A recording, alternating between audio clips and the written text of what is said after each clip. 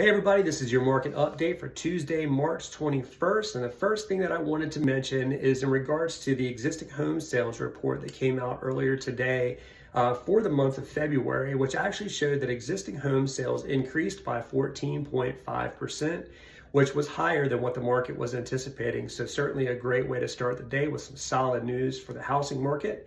The stock markets across the board opened up this morning. Primarily, the Dow was leading the way on the back of some solid increases in bank stocks due to talks about rescues and bailouts and things of that nature.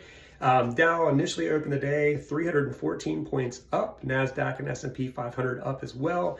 With that said, currently off of the best levels of the day, so we've had some selling off in the afternoon, still up on the day, but the Dow is only up 119 points, NASDAQ up 121, and S&P 500 up 28. Mortgage-backed securities started off the day down 22 basis points, trading in a very tight range between support and resistance today, so I think currently it's down 14 basis points, so again, off of its worst levels of the day. But not a whole lot of movement. I think everybody is waiting to see what the Federal Reserve meeting and their statement and the press conference at the culmination of their meeting tomorrow, and what's mentioned. It'll be very interesting to see what Jerome Powell, the Fed chairman, says during his statement in the press conference, especially taking into account all that's happened in the banking sector over the last week to week and a half. So we'll be watching that anxiously tomorrow, and we'll keep you updated.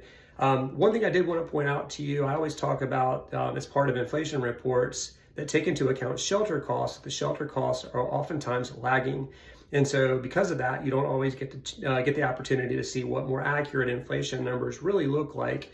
And a perfect example of that is the CoreLogic rental report that came out for single family rents today. Showed that year over year for the month of January, that rental costs were up 5.7%.